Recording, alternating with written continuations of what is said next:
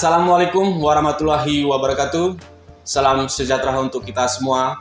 Salam, Om Swastiastu, Namo Buddhaya, salam kebajikan. Perkenalkan, nama saya Hendrik Iswanto Mendrova, Sarjana Keperawatan Nurse, Magister Keperawatan. Saya adalah dosen program studi Nurse Fakultas Kedokteran Universitas Cendrawasih. Pada kesempatan ini, izinkan saya untuk menjelaskan rencana pembelajaran semester mata kuliah yang saya ampu, yaitu Kepemimpinan dan Manajemen Keperawatan dengan metode DIA atau Delivery, Interaction, dan Assessment. Video ini dibuat dengan tujuan untuk memenuhi salah satu persyaratan mengikuti Cerdos Smart atau Smart Cerdos 2023 dalam Unjuk Kerja Tridharma Perguruan Tinggi atau PDD UK TPT, khususnya di bidang pengajaran. Mata kuliah Kepemimpinan dan Manajemen Keperawatan merupakan kurikulum inti dan wajib dari kurikulum pendidikan Nurse Indonesia tahun 2021 yang mengacu pada kerangka kualifikasi nasional Indonesia. Mata kuliah ini memiliki bobot sebesar 4 SKS, di mana beban teori sebesar 3 SKS dan praktek sebesar 1 SKS. Mata kuliah ini hadir pada semester 6 program reguler mahasiswa program sarjana keperawatan. Mata kuliah Kepemimpinan dan Manajemen Keperawatan ini berfokus dalam mempelajari cara mengelola sekelompok perawat dengan menggunakan peran dan fungsi manajemen untuk memberikan asuhan keperawatan kepada klien pada tatanan pelayanan keperawatan di tingkat ruang rawat di rumah sakit. Kemudian mata kuliah ini juga berfokus dalam mengembangkan kemampuan bekerja sama dalam mencapai tujuan organisasi dan menerapkan konsep kepemimpinan, peran, dan fungsi manajemen. Pembahasan ditekankan pada mata kuliah ini yaitu pada implementasi peran dan fungsi manajer unit perawatan.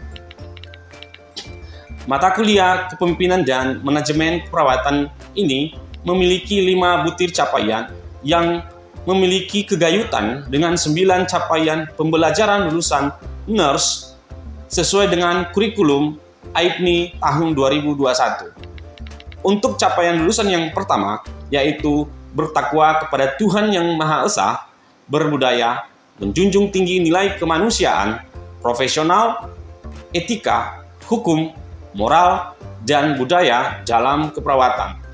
Kemudian untuk CPL 2, mampu menjalankan pekerjaan profesinya berdasarkan pemikiran logis, kritis, sistematis, dan kreatif, inovatif, serta bekerja sama dalam memiliki kepekaan sosial serta bertanggung jawab secara ilmiah kepada masyarakat, profesi, dan klien.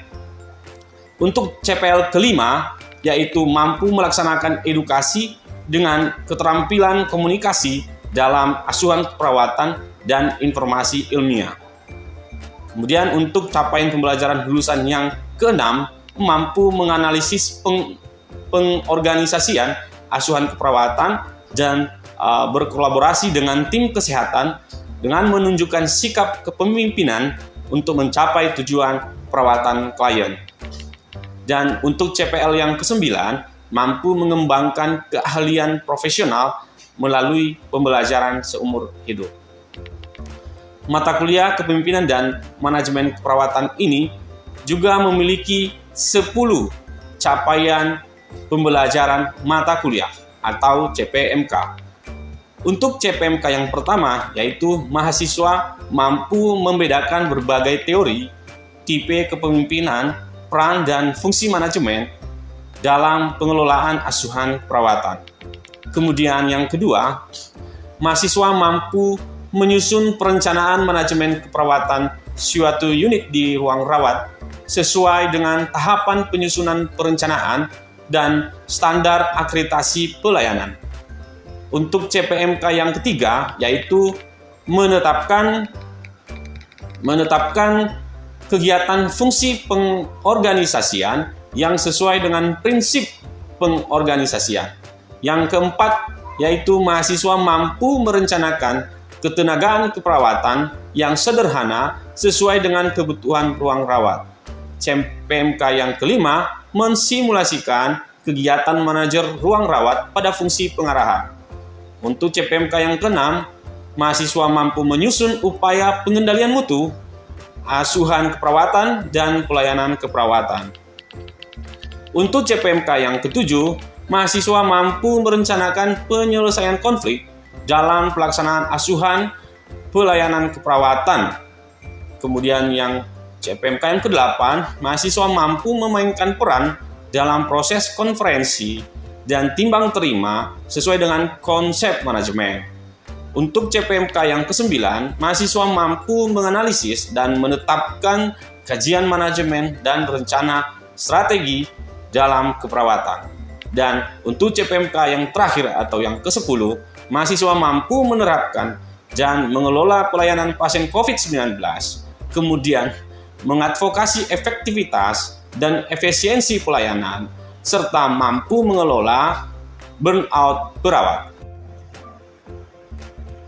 Adapun metode pembelajaran yang digunakan dalam mata kuliah ini meliputi metode pembelajaran yang aktif, yaitu metode diskusi, metode presentasi, metode role play, dan metode belajar berdasarkan hasil studi.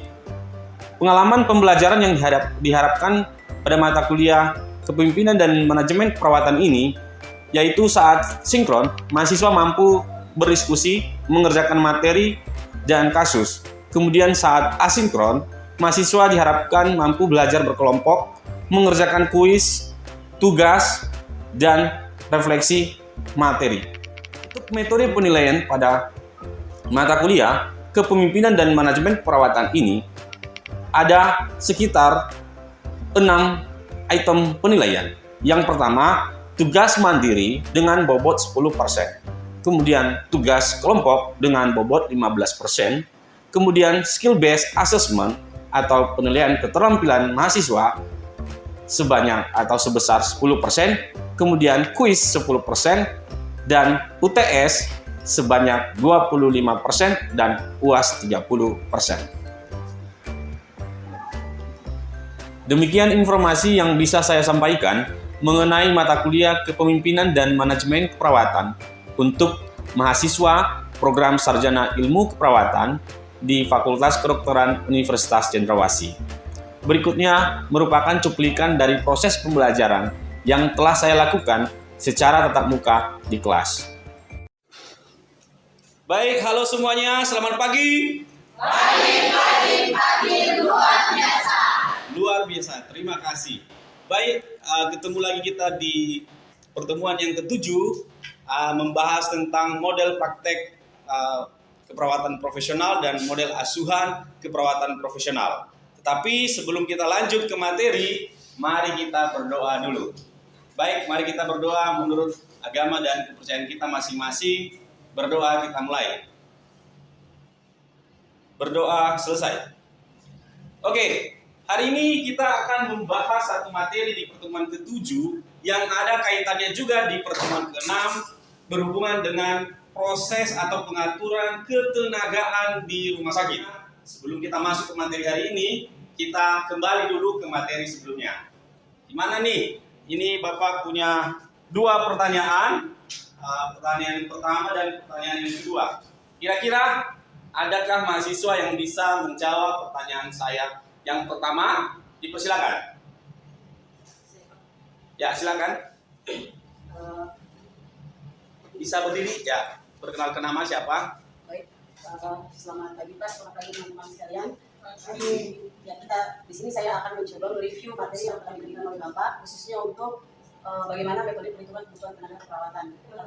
Di dalam kita menentukan kebutuhan tenaga perawat untuk melayani pasien yang ada di ruangan, ternyata kita itu ada rumus yang bisa kita gunakan dalam hal memenuhi kebutuhan tenaga perawat. Ada beberapa rumus yang bisa digunakan, ada 3, metode 12, kemudian Gilles, sama yang terakhir adalah dari Debkes. Tetapi hari ini saya akan mencoba mereview untuk bagaimana metode 12 ini, karena dari semua menurut saya ini yang paling mudah. Jadi teman-teman, pada metode 12 ini ada 2 hal penting yang kita harus ketahui dulu. Pertama adalah kita mengklasifikasikan ketergantungan pasien. Bagaimana pasien itu kita lihat dari klasifikasinya, apakah dia tergantung atau apakah dia bisa mandiri. Dan yang kedua adalah ada rumus atau angka konstan yang pasti yang sudah ditetapkan oleh 12. Bagaimana untuk kita masukkan ke dalam rumus-rumus sehingga kita bisa mendapatkan jumlah perawat yang sesuai dengan kebutuhan pasien dan jumlah pasien. Untuk Oke, berdasarkan tadi pembahasan, berarti Bapak menganggap bahwa ini sudah paham tentang materi yang sebelumnya yang sangat bermanfaat bagi perhitungan jumlah ketenagaan di ruang perawatan. Dari tadi jawabannya, izinkan saya review bahwa ada beberapa sangat banyak jenis metode yang digunakan dalam menghitung tenaga perawat di rumah sakit. Salah satu yang dijelaskan dari rekan Ayu tadi adalah metode Douglas. Namun nanti perlu lagi kita telusuri apakah metode Douglas ini berguna untuk kita gunakan. Nah, sebagai bahan pertimbangan bahwa metode Douglas juga tidak menghitung lost day, artinya waktu libur perawat, ya, cuti perawat, ya, dan segala macam hari libur nasional. Jadi rumus Douglas harus dikombinkan dengan rumus lost day, sehingga sangat dibutuhkan dalam menghitung jumlah tenaga perawat di ruang perawatan. Oke, ini juga materi hari ini kita membahas tentang model praktek keperawatan profesional dan model asuhan keperawatan profesional. Saya singkat MPKP dan MAKP. Mungkin rekan-rekan sejawat semuanya baru pertama mendengar atau sebelumnya juga pernah belajar. Bahkan materi juga saya sudah kasih di Google Class, pastinya sudah memahami sedikit. Ini sangat bagus untuk kita pelajari dengan tujuan nanti supaya teman-teman rekan-rekan semua dapat mengimplementasikannya. Di mana? Ketika nanti sudah lulus nasabah. Kita masuk kepada model praktek keperawatan profesional. Pengertian MPKP. Di atas di slide saya menjelaskan bahwa MPKP itu adalah salah satu sistem atau sebuah sistem di mana sistem itu ada beberapa tahapan di dalamnya, yaitu ada strukturnya, ada proses dan nilai-nilai profesional. Ya, yang memungkinkan kita sebagai perawat mengatur pemberian asuhan perawatan itu, termasuk lingkungan sekitar itu, yang dapat menopang pemberian asuhan perawatan. Ini sangat teoritis sekali, tapi kejelasannya saya jelaskan begini bahwa ketika kita bekerja di ruangan, kalau kita menggunakan model praktek profesional, maka segala sesuatu yang kita lakukan harus profesional. Itu batasannya. Profesional dikatakan adalah kita diatur, mulai dari cara berpakaian saja kita diatur. Ya, mulai dari cara berpakaian, jam kerja kita diatur, ya. Kita masuk kerjaannya kita diseleksi. Ya. Sampai dalam kita memberikan asuhan kita diatur. Artinya dalam memberikan asuhan nanti kita diatur. Bagaimana cara kita, bagaimana model kita memberikan asuhan. Itulah profesional. Kalau model asuhan, ini adalah satu juga pengorganisasian dalam memberikan asuhan. Nah, konteksnya di sini untuk membedakan kedua hal tersebut, ya, antara MPKP dan MAKP, teman-teman, adalah ini kita akan bahas bahwa MPKP ini ada pilar-pilar. Ada 4 pilar. Pilar 1, pilar 2, pilar 3, dan 4. Nah, MAKP itu bagian dari MPKP. Jadi, model asuhan keperawatan profesional itu bagian dari model praktek keperawatan profesional. Oke, kita mulai dengan MPKP dulu. Kita next pada ciri-ciri. Ciri-ciri kalau satu ruang rawat menggunakan model praktek perawatan profesional itu adalah penetapan jumlah tenaga. Ini kan berhubungan dengan materi yang ke-6. Ya, jelas ini harus menggunakan rumus. Ya. Berdasarkan apa? Berdasarkan apa? Ketergantungan. Kemudian ciri yang kedua adalah kita harus menetapkan tenaga. Siapa perawat primer atau siapa perawat penanggung jawab? Siapa ketua timnya? Siapa perawat pelaksana? Siapa kepala ruangan? Lebih kerennya lagi ada CCM, Clinical Case Manager. Nah, kita bahas apa itu CCM. Kemudian terakhir penetapan standar asuhan. Nah, harus ada standar rencana asuhan yang tetap. Nah, itu ciri-cirinya. Kalau tidak memenuhi ciri-ciri seperti ini di atas, maka pastinya belum menggunakan model praktek perawatan profesional. Ternyata model praktek perawatan profesional itu teman-teman ada tingkatannya. Coba kita lihat pada MPKP pemula namanya dulu. Ketika kita baru membuka pertama model praktek perawatan profesional, maka ada tiga komponen. Artinya adalah ketenagaannya dulu. Kemudian ada metode pemberian asuhan. Ya. Kemudian pada MPKP pemula D3 bisa menjadi kepala ruangan, bisa juga menjadi perawat primer ataupun perawat penanggung jawab. Itu MPKP pemula. Jadi teman-teman, di MPKP pemula ini diberikan kesempatan kepada D3 untuk menjadi perawat penanggung jawab atau ketua tim atau perawat primer. Tetapi ketika masuk ke MPKP lanjutan, sudah tegas di sini, atau sering kita sebut ya MPKP 1 itu, metode di sini KARU dan PP adalah seorang nurse. Kemudian masuk ke MPKP 2, yang membedakannya di sini teman-teman, di dalam ruangan tersebut harus ada CCM, atau di dalam satu rumah sakit tersebut harus ada clinical case manager, yaitu perawat spesialis. Fungsinya jelas untuk apa? Nanti dia akan membimbing perawat PP yang nurse, membimbing dan menjadi konsultan yang berhubungan dengan diagnosa perawatan dari pasien. Kemudian MPKP yang lebih bagus lagi yaitu 3 tahap terakhir. Di sini yang membedakannya adalah ada 1 atau lebih perawat yang sudah S3. Setelah ngambil spesialis, lanjut S3, maka dia akan menjadi membimbing tadi yang masih S2 atau perawat yang spesialis tadi. Ya. Nah, pilar dasar kita membangun model praktek perawatan profesional.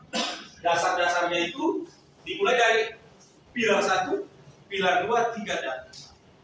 Nah, ini dasar-dasar. Itu yang saya sebut tadi, profesional tadi. Harus ada dulu fondasinya untuk mengembangkan atau menerapkan di ruangan. Salah satunya adalah pertama dalam pendekatan manajemen.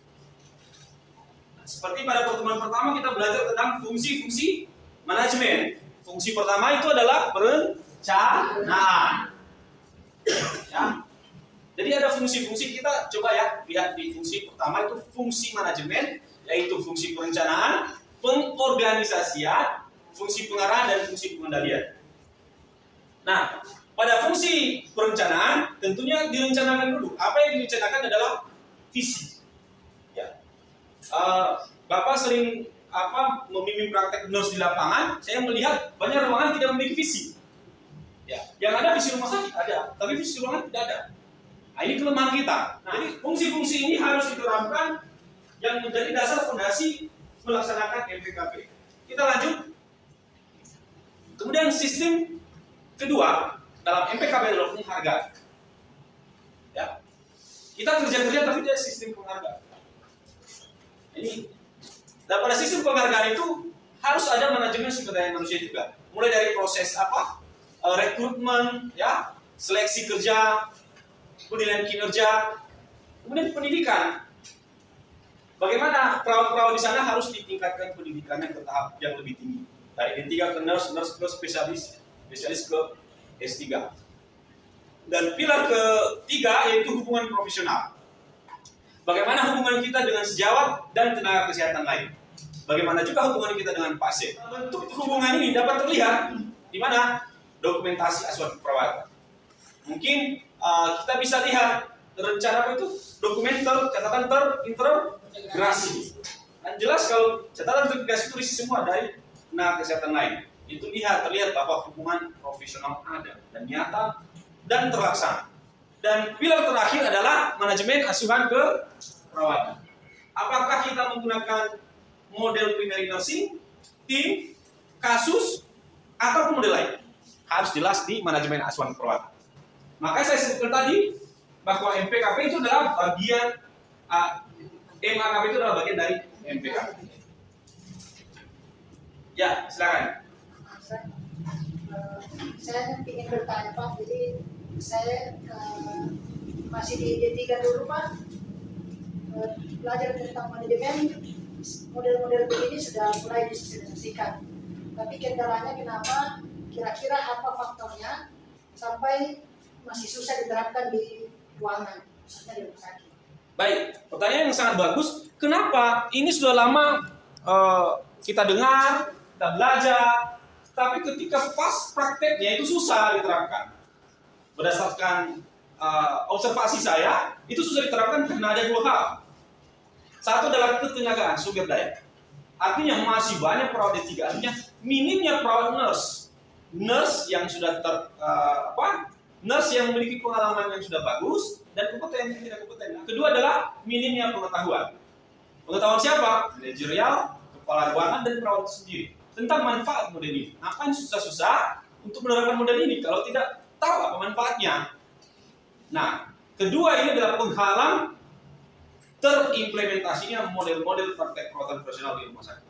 Sekarang kita masuk ke MAK. MAKP itu adalah model asuhan.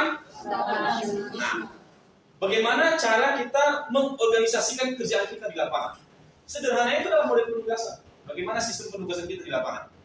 Pertama itu adalah keperawatan fungsional. Tidak ada yang membedakan kita, sama semua. Hanya yang membedakan adalah karu dan perawat. Tidak ada pembeda lainnya. Kemudian total care.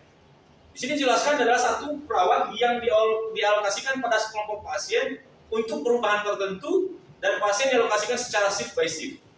Biasanya kita lihat ini dilaksanakan di ruang intensive care unit atau ICU. Kemudian ada perawatan tim yang sering kita dengar ini dan sering kita lihat. Di dalam satu ruangan dibagi beberapa kelompok, di mana kelompok itu dipimpin oleh satu katim, ya.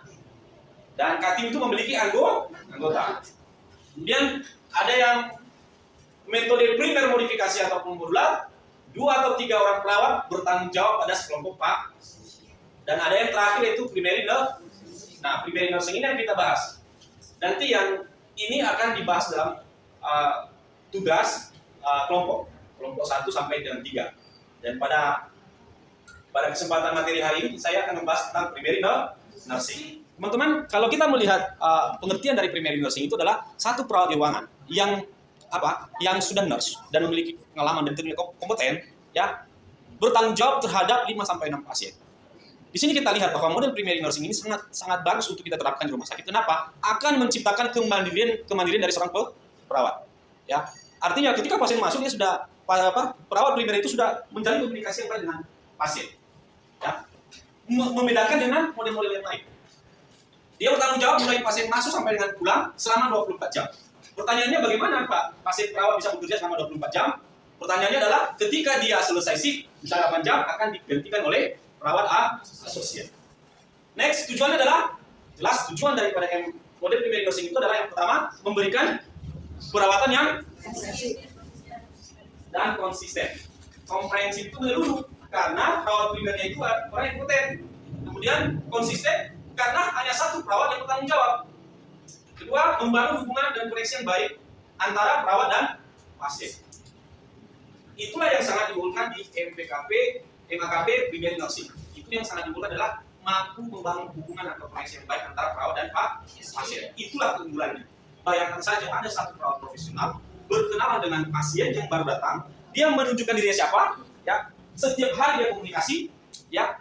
Adapun perawatan yang masuk terhadap dirinya itu harus komunikasi dengan perawat primer. Bayangkan apa yang pasien rasa. Dia merasa ada yang bertanggung jawab terhadap. Kemudian ini contoh struktur organisasi dari model penugasan primary nursing berdasarkan hasil dari riset dari saya juga. Kami membuat satu bagaimana cara struktur organisasi dari primary nursing di ruang rawat inap. Kita bisa melihat di paling atas adalah kepala ruangan, ya. Kemudian yang kiri dan kanan ini adalah perawat primer, ya. Dia memiliki otoritas, ya, dan tanggung gugat selama 24 jam terhadap pasien. Ya. Kemudian dia dibantu oleh perawat asosiat. Ada pagi, ada sore, dan ada malam. Dan ini bawa pasien. Jumlah pasien itu 5 sampai 6, tidak boleh lebih dari 5 sampai 6. Nah, untuk yang menjadi kesimpulan dari pengajaran kita hari ini, yaitu bagian kedua ini adalah metode primary nursing, ya, meningkatkan kemandirian perawat dalam proses pemberian asuhan. Kalau kemandirian seperti apa? Artinya kita memiliki kompetensi yang utuh dalam memberikan asuhan. Kita mandiri, ya. Karena kenapa? Karena kita memiliki kompetensi untuk memberikan asuhan. kita mengerti pasien itu mulai dari pengkajian, kita mengerti diagnosanya, ya, kita mengerti rencana yang akan kita berikan kepada dia. Terakhir kita akan mengerjakan kuis. Baik, kuis sudah dikerjakan mungkin karena cepat, maka hasilnya juga sangat memuaskan saya melihat di sini. Ya, Ibu Asniati yang mana ya? Oh, tepuk tangan Ibu Asniati. Dengan nilai yang tertinggi saya lihat di sini, ya. Siapa lagi ya? Bapak Julius yang mana? Oh, tepuk tangan Pak Julius tuh. Nilai tertinggi. Baik, sebelum kita menutup ada pertanyaan lagi? Ya, silakan Bu. Saya Veronica Pak. Ya. Saya tentang tugas kepala primer salah satunya adalah lokasi. Yang menjadi pertanyaan saya, bila dokter datang itu bersamaan dua dokter spesialis datang untuk visit, apakah pendelegasian bisa diberikan kepada perawat asisten atau kepada kepala ruangan? Baik. Bagaimana jika dokter spesialis datang bersamaan, tetapi kita lihat itu tanggung jawab pasien tersebut adalah tanggung jawab kita. Sebagusnya adalah yang bertanggung jawab terhadap informasi perkembangan pasien seperti yang saya jelaskan di teori adalah perawat primer. Namun perawat primernya itu yang satu Pak, pertanyaan. Oke, boleh didelegasikan nggak dengan asosiat? Boleh, ya. Boleh dengan syarat bahwa sesuai dengan kompetensi dari perawat asosiat. Dan dengan syarat juga bahwa lihat perkembangan pasien, yang mana pasien yang harus membutuhkan penjelasan yang sangat detail dengan dokter. Maka pilihlah yang sangat detail itu. Atau yang mana pasien yang kritis. Atau yang mana pasien yang tetap fair. Nah, jangan berikan pasien yang kritis atau memerlukan informasi yang sangat betul dari kepada dokter, jangan berikan perawat asosiat, tapi ibu yang memberikan langsung keterangannya. Ya, baik, ada pertanyaan lagi? Baik, kalau tidak ada pertanyaan, demikian untuk materi hari ini. Sampai jumpa minggu depan. Selamat pagi. Pagi, luar biasa. Terima kasih. Akhir kata saya mengucapkan banyak terima kasih kepada tim penilai dan panitia Sardos Smart 2023, khususnya dari Direktorat Sumber Daya, Dirjen Dikti dan Ristek, Kemendikbud-Ristek Indonesia. Saya juga berterima kasih kepada Universitas Cendrawasih, Fakultas Kedokteran, Program Studi Nurse dan Ilmu Keperawatan, rekan sejawat dosen dan rekan-rekan mahasiswa. Demikian yang bisa saya sampaikan. Atas semua kekurangan dari saya memohon maaf yang sebesar-besarnya. Semoga kita semua dalam lindungan Tuhan Yang Maha Esa.